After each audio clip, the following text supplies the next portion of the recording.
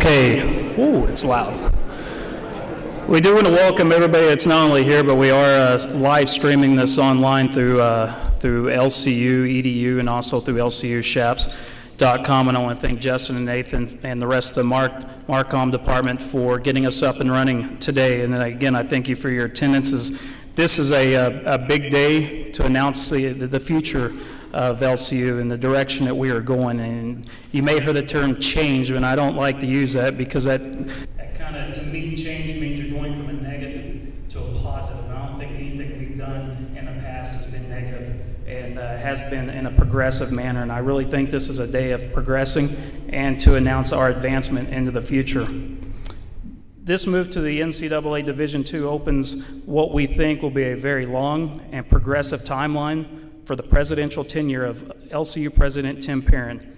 And at this time, to share his vision of what the NCAA means to the future of our university, I introduce you an individual who has avoided a provisional period and so far an initiation period, LCU President Tim Perrin.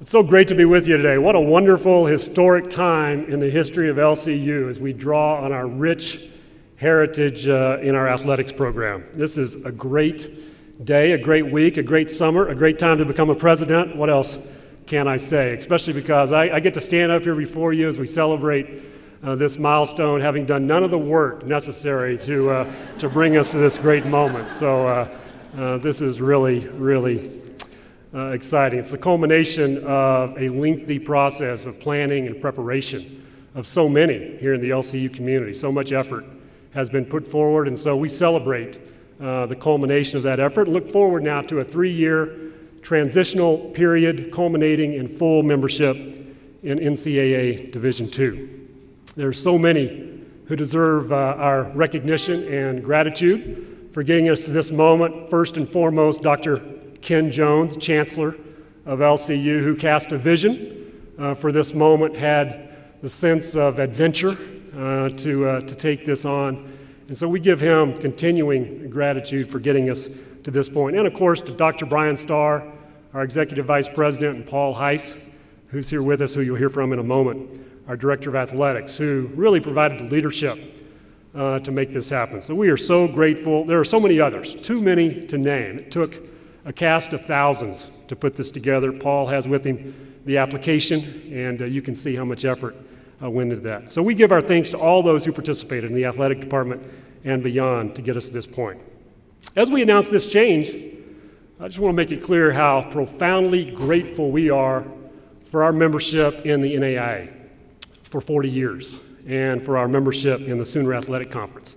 It's been a great partnership, and we take this move with full of gratitude, full of appreciation for all that the NAIA a period in our history has meant for us. It was a fruitful relationship on both sides as we celebrated 14 national championships during our NAIA membership, and of course, we will continue this year to participate as a full member of the NAIA, as a member of the Sooner Athletic Conference, and we're grateful for the opportunity to continue to compete on the field with our peers in the NAIA. At a historic moment like this, my thoughts turn to our past, to those who labored before us and who make this moment possible. Those who are not with us, can't be here to celebrate this moment, but who are cheering us on. I remember people like Hugh Rhodes, our longtime athletic director and coach, who made such a profound and indelible mark on this place. Men like my father, Les Perrin, who served as our basketball coach from 1959 to 1967, and our first baseball coach in that forgotten 1960s era. I know my dad is smiling on us today. I think of some of our most devoted fans, some of those who have been there cheering us on in very, very tangible ways who are no longer with us. Men like Frank Horde, always think of as the first fan of baseball, LCU baseball. L.D. Hayes, father of Larry Hayes, and a longtime member of the LCU board who was such a strong supporter of LCU athletics. And Henry Lynch, history professor who was such a great basketball fan. They're not with us, in person, but they're with us in spirit, and they celebrate with us today, along with so many others who have made this day possible. We have some others who are here that, and others that aren't with us who continue to be great supporters, like Rip Griffin and Larry Hayes and Al Roberts, who are on our board of trustees and serve on the athletics committee for the board, and who played such a part in getting us to this moment. My basketball coach is here, John Copeland, 31-year men's basketball coach at LCU, and so many others, too many to name, who contributed to this moment. And we give them all our thanks and deep praise for their part in the story. We believe that the timing is right for us to become a member of NCAA Division II for so many reasons. It's a good fit for us, first of all. At LCU, we believe that student athletes are students first, and then athletes. We seek to educate the whole person, to provide a distinctive education that changes the lives of our students. We believe that aligns well with the values of the NCAA and their emphasis on life and balance as we seek to produce student athletes who are prepared for life beyond their time here. We believe it's a good fit because the NCAA brand is so widely known and respected. This will give us opportunities to compete with our NCAA Division II schools in non-conference competition here in the area as well as beyond. I think that's going to be good for us. We think our membership in the Heartland Conference is a great fit for us geographically and competitively. The Heartland Conference has a very strong presence in Texas, which will be good for us and will provide quality competition in all our sports. We'll be able to play conference games in the Metroplex and in Austin and San Antonio and in the Midland, Odessa area.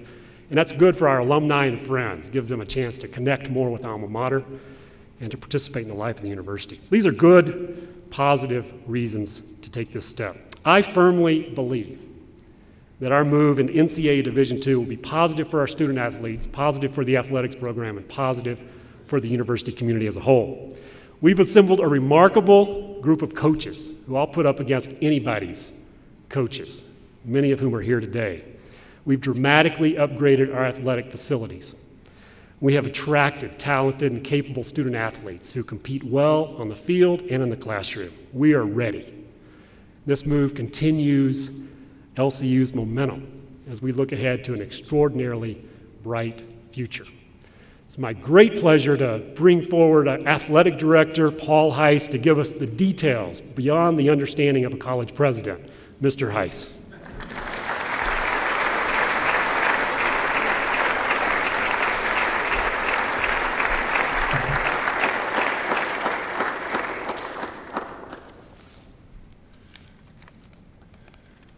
You stole some of my thunder, but that's okay. No. Just want to thank everybody for being here. It's great to look out and see a sea of blue. I mean, there's a lot of people here wearing blue. I even found a blue tie this weekend, and it's just great to have so many supporters out there of the athletic department. Sometimes I schedule and plan things, and it doesn't exactly work out like I want. Scheduled my family vacation about 6 months ago. Had everything paid for, all the flights, had to check all that stuff. Well, turns out that I scheduled it right when the NCAA is going to tell us if we got in or not. So we left on the 11th of July, and I was going to find out on the 13th of July if we got in or not. So if the email would have been bad, that would not have been a good family vacation, trust me. My wife and daughters were extremely excited that we got in.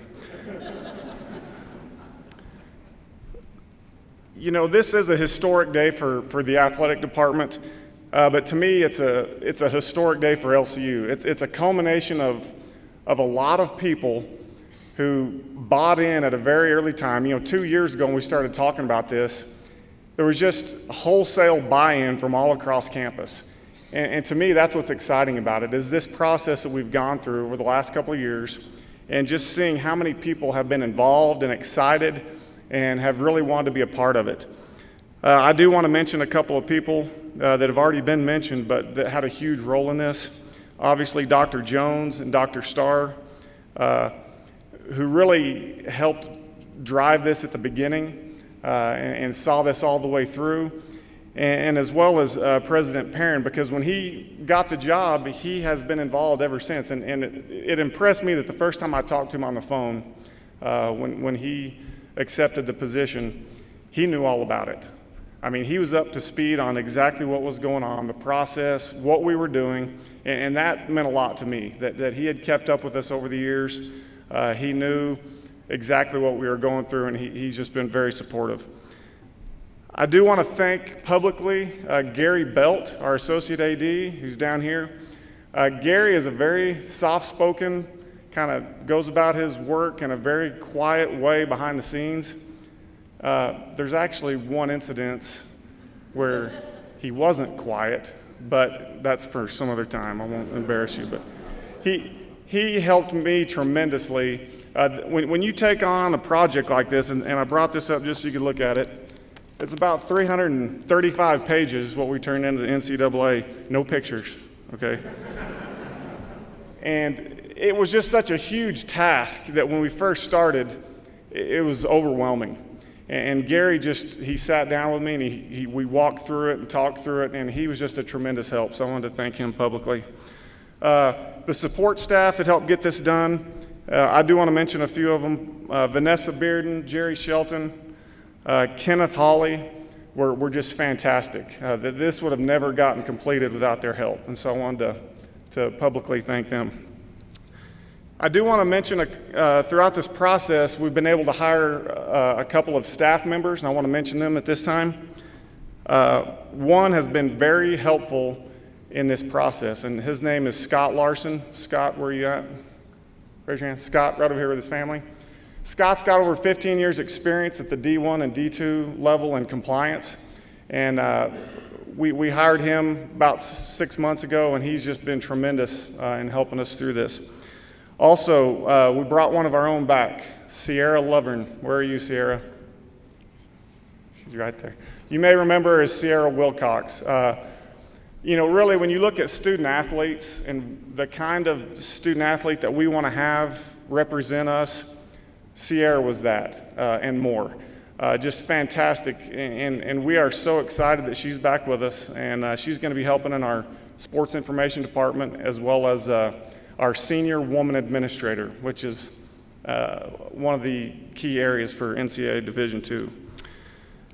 I just wanted to give you a kind of a quick rundown of the next 3 years, the process that we're going to be going through, and this is a process. We've been admitted into candidacy, but we've got a 3-year process that we have to go through in order to be full members. 12-13, which is this upcoming academic year, we will be full NAI members still and competing for championships, but we'll be getting things in place for the NCAA. There are some mandatory meetings that we go to. There's a vendor that comes on campus that does an audit. We do a self-review that we have to turn in, and each year you have to progress. The NCAA makes you progress through each year. They can hold you back at any time. So it's really important over the next 3 years that we progress like we need to. 2013 and 14, which is year 2 candidacy, we will not be able to compete in any postseason, okay? Also the same with our provisional year, which is 14-15. If everything goes as expected and like we hope, 2000 as full members of the NCAA. And so the coaches understand this is a process. There's some ups and downs and some hurdles that we have to cross, but we're excited about the challenge. Quickly, I want to talk a little bit about the Heartland Conference. If you don't know much about them, it's the newest Division II conference in the nation. They currently have 9 members, like President Perrin had mentioned a lot in the Texas area. But also Oklahoma Christian and Rogers State from the SAC conference were admitted into candidacy this year as well. So it's going to bump the Heartland from 9 schools to 12. And we just feel like it's going to be a great fit for us. The other thing that's going to be a positive for us, we feel like, is our non-conference rivalries. You know, Division II only allows you to play several games a year against non-Division II opponents. Well, what we found out, some of these coaches can tell you, when they start calling West Texas A&M and Eastern New Mexico and Angelo State and Abilene Christian, some of these schools, they don't want to play us. Now, they say they can only play so many non-D2 games. I'm not so sure that, you know, maybe they just don't want to play us.